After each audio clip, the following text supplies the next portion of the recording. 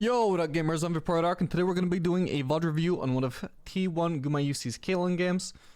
So Caitlyn is a pretty decent ADC on this patch, but not so good with Yuumi. Not really one of the ballins with the greatest synergy, so we'll see how he manages to deal with this in this matchup. Going to be facing off Thresh and Seraphine, so level 1 just sneaking into this brush. Trying to see if he can cheese some damage onto the enemy bot lane. As soon as somebody enters lane, he should be queuing them. Especially if it's Seraphine, yep. There we go.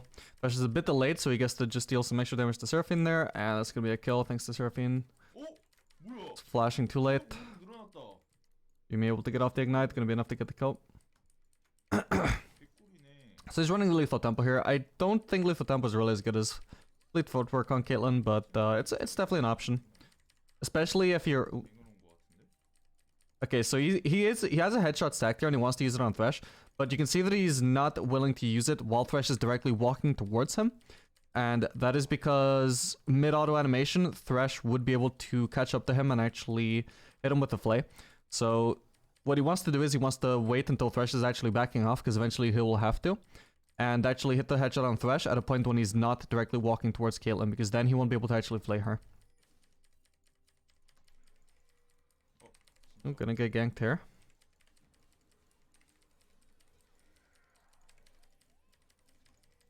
It was a clean need to dodge the Caitlyn Q. Very fast reaction on that.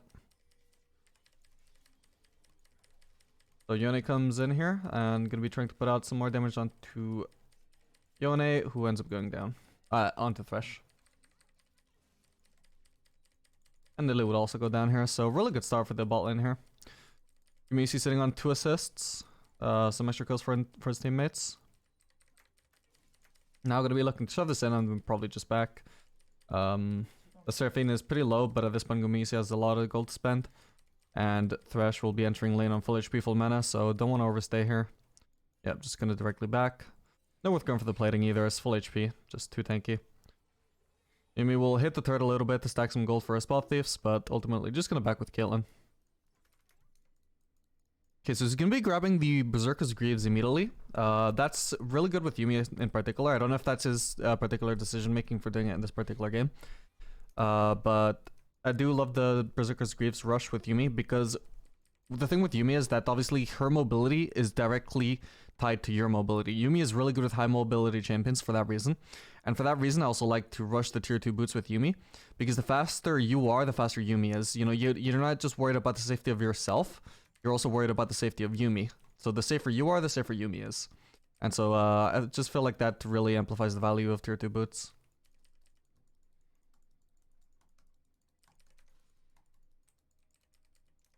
Plus Yuumi does give you a bit of extra passive AD, which makes you synergize a bit better with the attack speed that you get from Berserkers.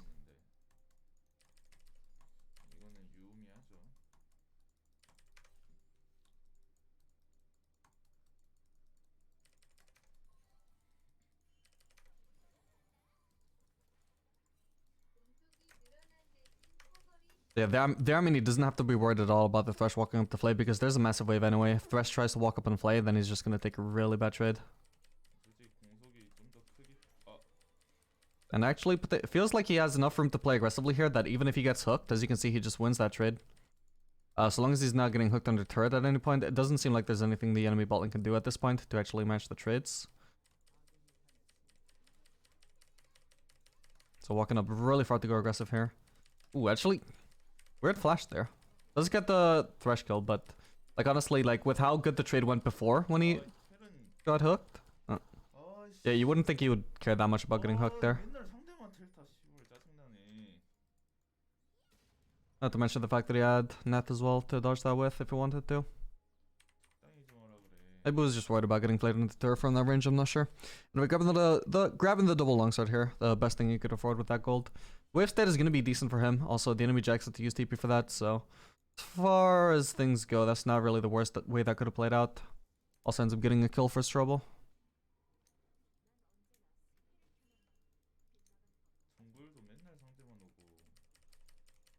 Also, as you can see, he has a tendency to just spam the fuck out of, I assume that's A that he's got attack move bound to.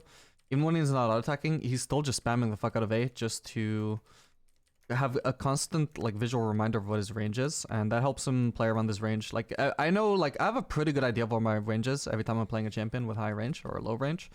I have a pretty good idea, but I'm never gonna have as good an idea as if I just permanently have this circles visualizing my range, right? It's a lot of effort to maintain. I'm not gonna lie, I doubt I could do this, but Gumayusi seems to think it's valuable to just know the exact range at all times, so he knows exactly where to stay at max range and still provide damage as safely as possible.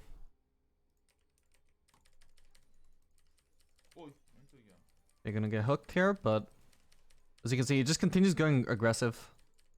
Seraphine did put out some damage with her cooldowns there, but once those are down, there's no point in backing off because now Seraphine has nothing left to fight with, so he walks up and tries to continue putting out some damage. However, Seraphine gonna retreat. She knows she's not strong without the cooldowns. So gonna be a bad trade for Gumayusi overall here, but gonna be able to heal up with the help of Yuumi.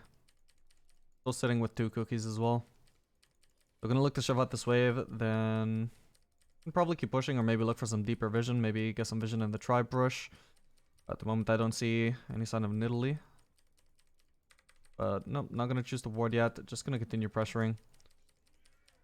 Doesn't want to give them any room to breathe here. Here we see Nidalee showing up. Going to be going for the kill on Thresh, potentially. Guess that kill. Ooh, that's Shen ult onto Yuumi. That's unusual. Alright, so not able to land the taunt onto Nidalee, however... Gonna be turning the fight around enough that they don't die here after killing the Thresh, so that's a really good fight. Potentially he knew that he had the Shen ult to... Ooh. Yeah, that's yep, that's gonna be him dead. Would have picking up the kill on Seraphine there though, except it goes to Shen. Yeah, potentially not choosing not to ward there because he knew he had the Shen ult to keep him safe anyway if he did get ganked. So potentially just baiting a bit there. Or just not really caring about the gank because he knows it'll be favorable to them if they do get ganked. Or potentially he was just greedy and impatient and just wanted to keep pressuring without warding, who knows? But both are possible.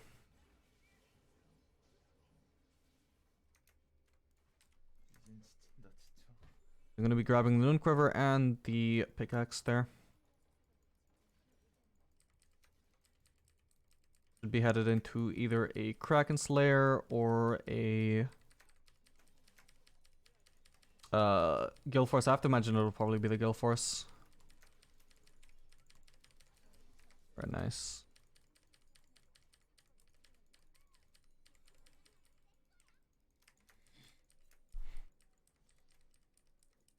Okay, so backing off here for a bit while Nidalee's on the lane. Doesn't want to give her a chance to kill him here. Just gonna wait a little bit, give Yuumi a chance to heal him up. Punishing the Thresh here, however, for his over-aggression. Oh. Able to pick up that kill very nicely.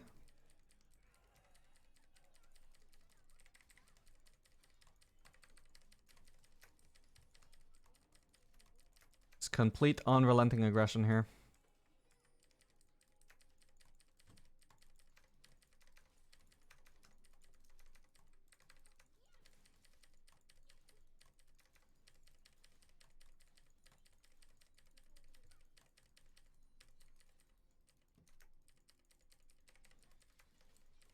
You're gonna get ganked by Akshan here. However, not gonna be much of a gank. Doesn't feel like he's comfortable going in for the kill, so gonna be Akshan farming up here, throwing the wave. Misi trying his best to punish the Akshan for being here, trying to abuse his range. As you can see, the max range indicator coming in really useful here.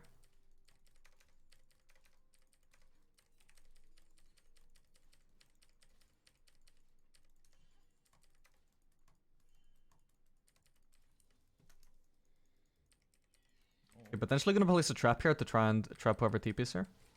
Yep, gonna be trap onto Seraphine, but gonna have to back off due to the Seraphine ult and the fact that Akshan is apparently still here. Trying for another gank, but again, another unsuccessful gank. Gumayusi plays it aggressive, but safely enough that he doesn't get caught out here. Akshan just wasting even more time when he should be mid lane. As you can see, still not gonna go ward because he's got plenty of vision. Just wants to keep pressuring here while he's got this chance to do all this damage to the turret. Potentially go for a dive on Seraphine too.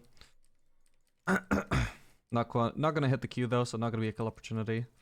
But gonna be setting up the kill for Echo pretty easily.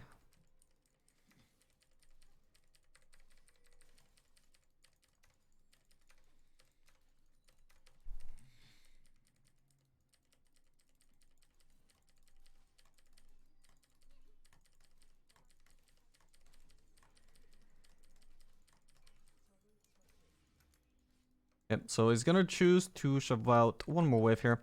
In fact, prioritizing that over denying farm to the turret. I think it's smart. So long as you know, it's safe to farm the next wave, then it's gonna be more valuable to you probably than just denying farm to the turret. And after that, gonna choose the back here, sitting on 2,500 gold. So can probably be his mythic as well as ABF sword. And it did go for the Guild Force there. I don't think the enemy team is really tanky enough this game to warrant going for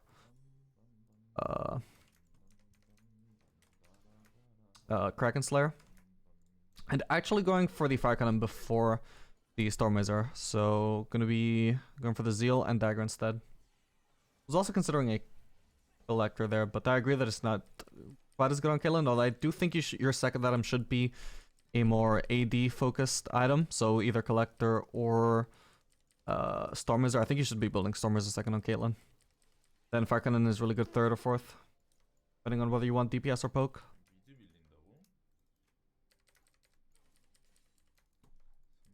But I feel like at 2 items, your poke is actually not even that strong to really warrant the Fire Cannon poke.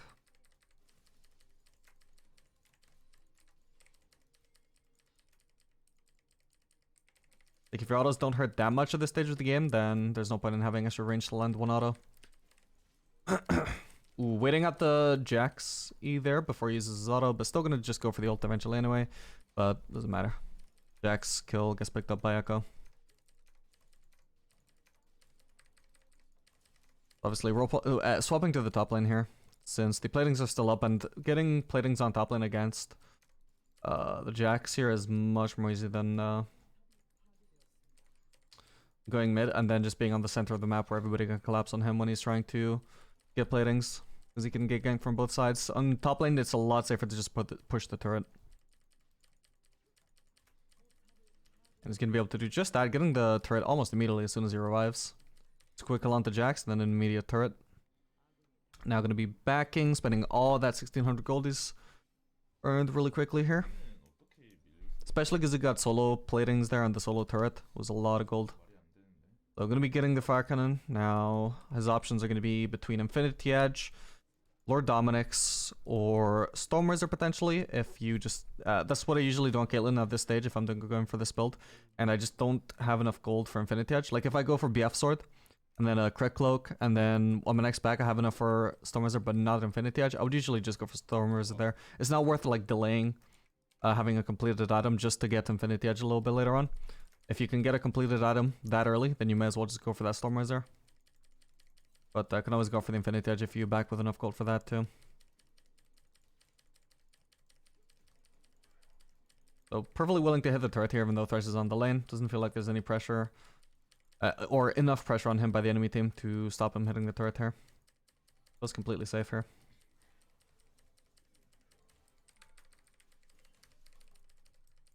Worth mentioning though that the Squisher, ooh, okay, gonna be using the Gale Force to get out of here. Still has the heal, has the Yuumi to save him.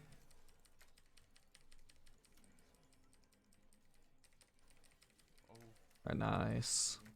Yeah, so as I was saying, it's worth mentioning that the squishier the enemy team is, the more damage, or like the more of their HP bar your auto attacks will be, like each individual auto attack.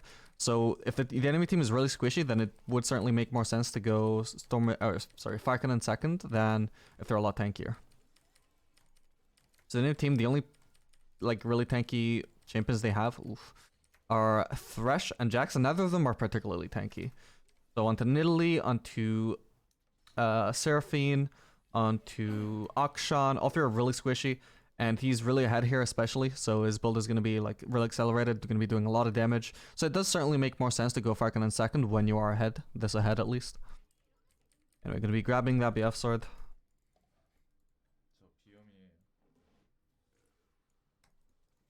I just headed straight back onto mid again, so there's no solo laner here on mid lane.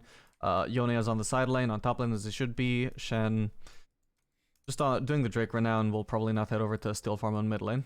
Or would not do that if he had the chance. Okay, so going aggressive on Seraphine here, knows that he has Yuumi to help him out.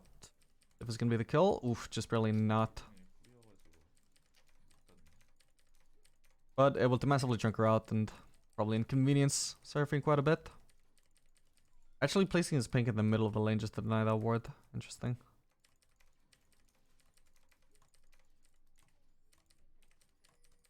If he chooses to rotate somewhere after shoving out mid waves, they won't have information on where that is. So they don't know right now that he's headed topside, for example. Not unless they have vision in the river. But they do, but just gonna be able to clear that out. And we going for that herald.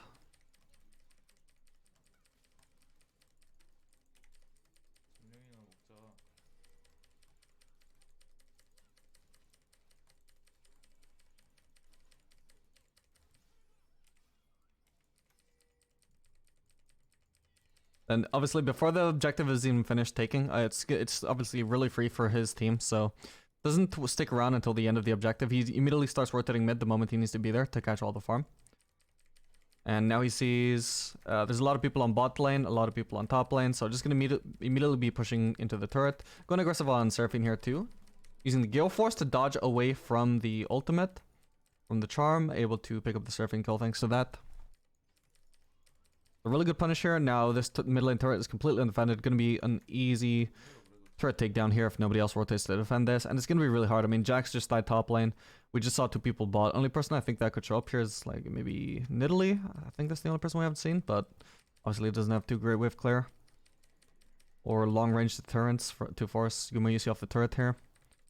Yeah, absolutely. Nobody going to show up to defend here. So he's going to be able to shove out the wave pretty easily. Now going to rotate over to top lane.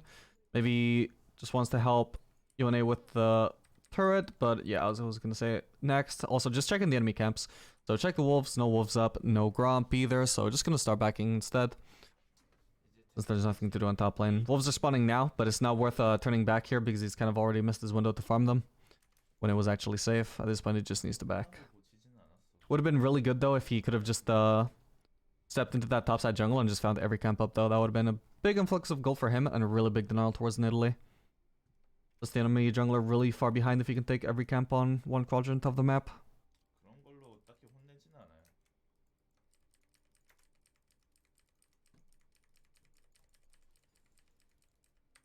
So again, just gonna be headed straight mid. Look at, pay attention to how Yone, he was like in this mid lane area, but doesn't shove out that mid lane wave.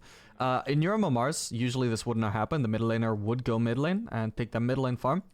So what you need to do in that situation, if you see that there's a Yone on your lane, is you just start going top lane instead. Somebody needs to catch side wave farm. So Shen has bot lane covered. Only wave that was pushing in was top lane, so you grab top lane farm. But at this MMR in Challenger, obviously Gumayusi doesn't have to suffer through this bad macro. Most solo laners will usually just let the ADC stay grouped on mid lane, where it's a lot safer, and you can have access to the rest of the map after shoving in mid waves with your prio, with your support. So it's going to be able to grab farm on mid lane and stay grouped, and yep, see, he's able to make plays here with his team as a result of staying grouped. Ooh, gonna get caught up with this Seraphine ult there, unfortunately. Very good play from Seraphine. I'm guessing she had vision there. Okay, so grabbing the Infinity Edge third item.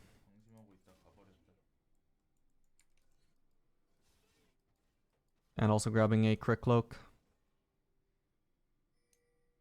Which could build into many things.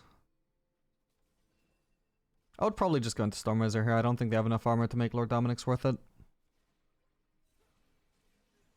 But he would certainly do the most DPS with that onto both Jax, or at the very least Jax, because Jax is always going to have quite a bit of armor through his ultimate, and certainly Thresh as well.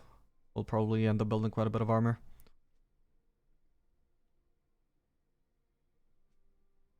However, the utility of Stormrazor through the 99% slow definitely can't be overstated. Once you hit one auto with Stormrazor, that's like at least 2 more autos you can land as well.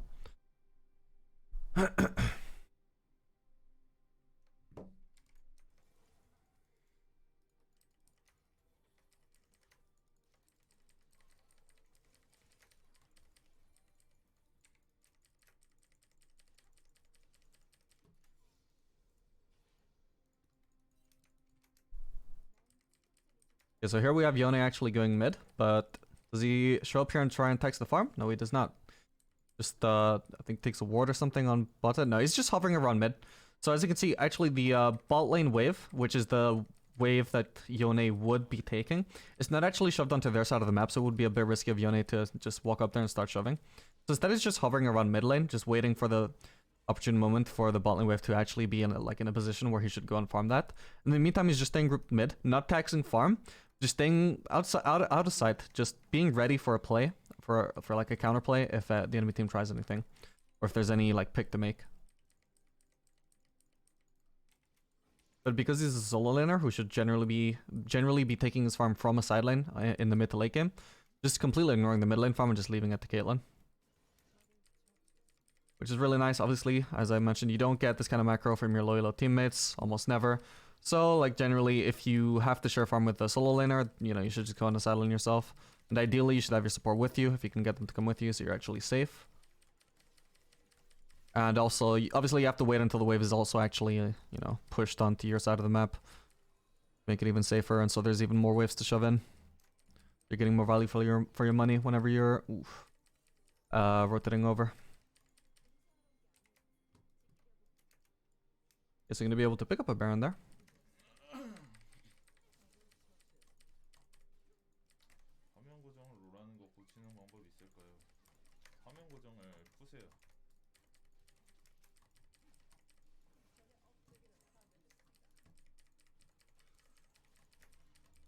Now probably just gonna be ending the game, I imagine.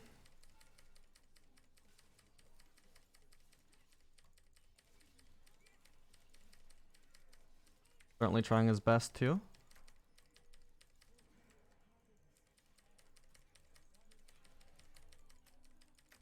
Or maybe just bullying the enemy team now. Flash is the Nidalee Spear, although I'm not sure that was necessary.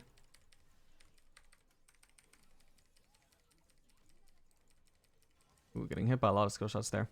Yep, that's gonna be the end. So let's just see if he shows us the damage graph in case you guys are interested in that. But while we wait for that, I'll just point out, if you like this video, make sure to like and subscribe. You want to see more content like this in the future? I've just dedicated this channel exclusively to this kind of content. So if you like this video, you won't be disappointed with the rest of my content on this channel. Make sure to leave a comment as well if you want to help me out. Helps me out with the algorithm, shows my video to more people. Yeah, there we go to see the damage graph. So I hope you guys enjoyed this video, and I'll see you guys in the next one. Later, gamers.